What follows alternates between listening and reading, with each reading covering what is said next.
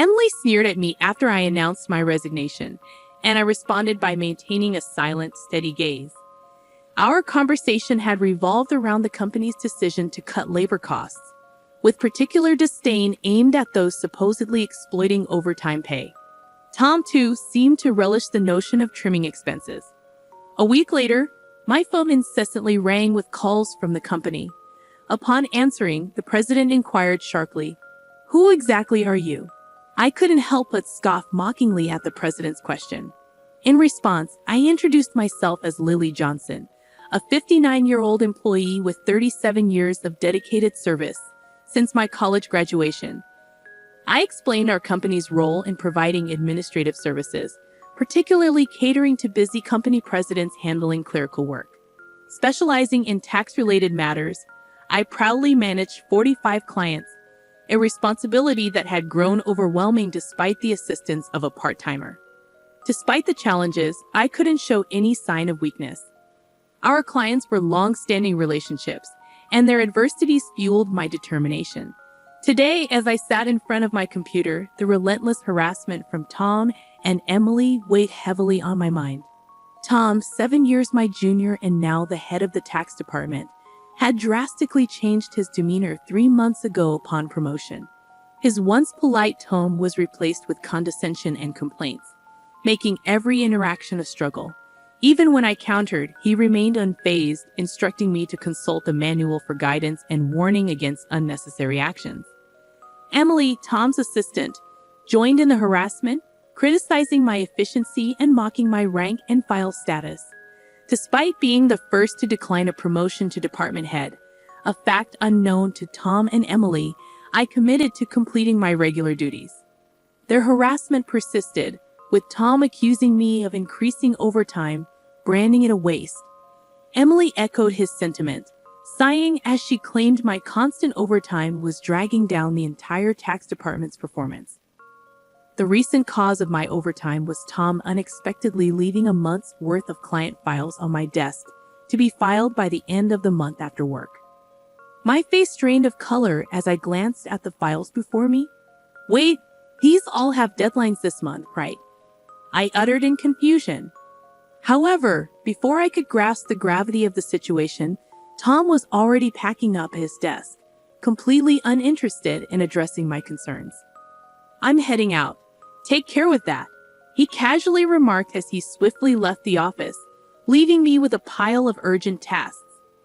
Emily followed suit, adding insult to injury with a mocking laugh. The incredulity of the situation weighed on me, and I sighed heavily as I opened the client files scattered on my desk. To my dismay, some of the files were originally Emily's responsibility. The realization deepened my sigh. I understood why Tom had been subjecting me to relentless harassment. They wanted me to retire quickly. My extensive experience and deeper knowledge in taxation made me a preferred resource for other members of the tax department over Tom. Tom's unapproachable demeanor and unattractive appearance made everyone, except Emily, avoid him. It seemed Emily's proximity to him was strategic, driven by Tom's preference for younger female employees. The shallow nature of their thinking sent a chill down my spine. Emily's harassment was not just a personal vendetta. She aimed to curry favor with Tom, the one evaluating the tax department's performance. Despite these challenges, I had to manage the declarations. Alongside preparing tax declarations for my assigned companies, it seemed today's workload was far from over. However, claiming overtime would only invite complaints from Tom and Emily, leaving me resigned to the prospect of unpaid extra hours. Then, unexpectedly, I received a summons to the president's office. Our company had recently undergone a change in leadership due to the former president's sudden illness. The new president, the former president's son, wasn't fully acquainted with our company. As I entered the office, I noticed Tom and Emily with unpleasant smirks on their faces. In a tense atmosphere, the president dropped a bombshell. "Lily, we'll need you to resign by the end of this month." My mind spun as I asked for clarification. Tom and Emily had apparently accused me of overbilling for overtime, citing that while others had around 15 hours, I had exceeded 80 hours. The president, oblivious to the true circumstances, seemed impressed with Tom and Emily's zero overtime. The reality of the situation hit me. The inflated overtime was a result of doing Tom and Emily's work. However, revealing Tom's instructions would risk portraying it as my own inability to manage time effectively. I presented the facts, asserting that I hadn't overbilled for overtime but struggled to finish my workload within regular hours. The president sighed deeply, expressing doubt but acknowledging the lack of evidence to pursue the matter further. Nevertheless, he insisted that they couldn't retain someone working at such a slow pace. Resigned to the situation, the president suggested my resignation, and it seemed his mind was made up. Told to leave the company I had devoted 37 years to, I felt a weariness settle in. Despite my dedication, the additional workload from Tom and Emily went unappreciated. I agreed to resign at the end of the month, acknowledging that I had already communicated my decision to the president. As I glanced at Tom and Emily, their vulgar smiles reflected satisfaction. Leaving the president's office, Emily taunted me with a sarcastic, "Thanks for quitting," her sneer cutting through. I responded with a silent stare, facing similar disdain from Tom, who shared his approval of cutting labor costs and labeled me as someone exploiting overtime pay. Observing their cheerful conversation, I pondered the handover process. Creating documents for all my clients, I ensured proper farewells and appointments with those I could meet personally. Unable to schedule a meeting with the president, I resorted to letters to inform them of my successor. A week post-resignation, enjoying a moment of relaxation at home, my mobile phone rang. Seeing the company's call, I hesitated, having already completed social insurance procedures. However, persistent calls from both the company and Tom and Emily's personal mobiles led me to answer reluctantly. As I picked up, the president urgently spoke, asking, "Who exactly are you?" I couldn't help but mockingly reply, "Just an unemployed lady who resigned from the company, nothing else." In response, the president urgently explained the chaos since my departure. 49 calls to stop transactions with the company. He pleaded for my immediate return, revealing a sense of panic in his tone. Reluctantly, I rose from my seat and made my way back to the company. Upon my arrival, I found Tom and Emily waiting, their faces notably pallid and dark circles underlining their weary eyes. Surprised by their drastic change in appearance, I inquired about what was happening.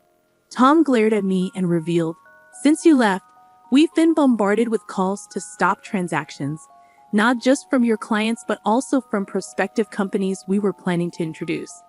"What did you do?" Emily echoed the suspicion, expressing disillusionment at the thought of me resorting to underhanded tactics. Their haggard appearance suggested the toll handling cancellations. While I had not manipulated the clients, I had a hunch about the reason behind the transaction halts.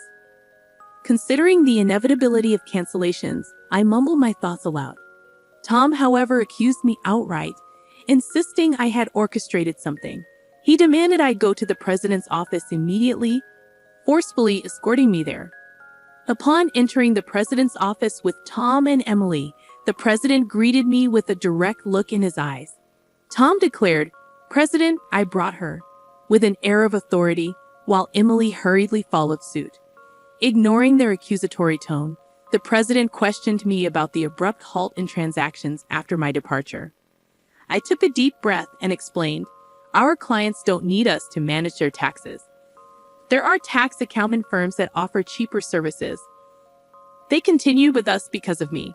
Tom snapped back, questioning my self-worth, and Emily taunted me, both challenging my value to the company. Undeterred, I elaborated on my unique approach, offering tailored tax-saving strategies that resonated with our clients. Tom dismissed it as inefficient, arguing that their manual-based operations were more practical. The president sighed deeply, recognizing the fundamental difference in our approaches. In a serious tone, he said, "Actually," signaling a crucial revelation or decision to follow. I received a surprising call from my father, the former president. It turns out that some clients, who had stopped transactions, went directly to Dad to negotiate on my behalf. I hadn't anticipated clients going to such lengths for me. Dad emphasized that the tax department thrived because of my contributions. Not only did I manage my clients efficiently, but I also supported my colleagues' clients, possessing knowledge that even Tom couldn't match.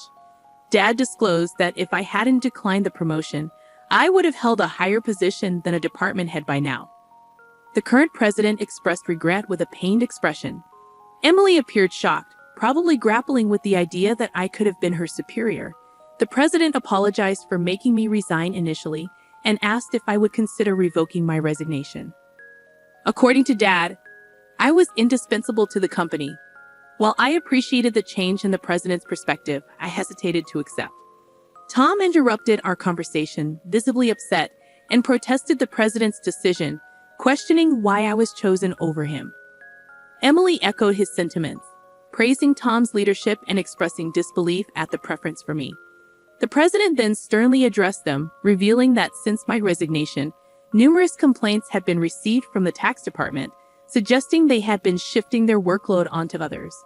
Tom's face turned pale as the president exposed the fact that he had been pushing the preparation of client declaration forms onto subordinates, including Emily's work for multiple clients.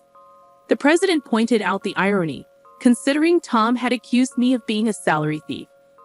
Observing Tom and Emily's pale expressions, the president continued by revealing an alleged leak about their romantic involvement.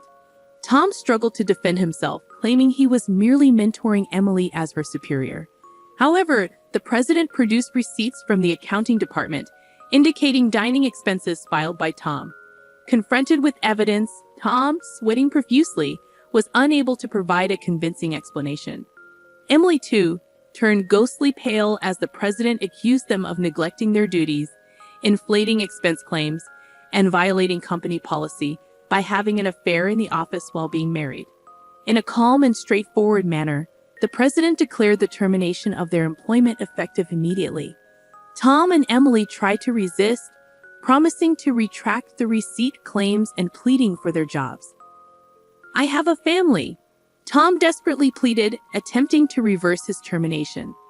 Emily echoed his sentiments, tearfully expressing her fear of being fired.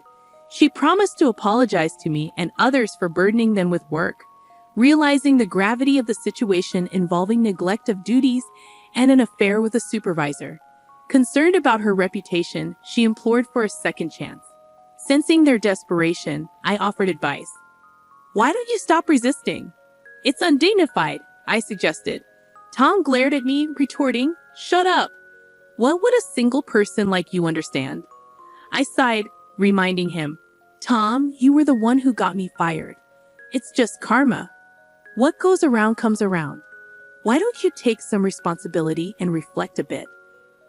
Frustrated, Tom looked away, while Emily bit her lip in distress. Aware of more details about their misconduct, I turned to the president, asking with a smile if I should share them. Tom and Emily frantically tried to stop me, fearing further exposure.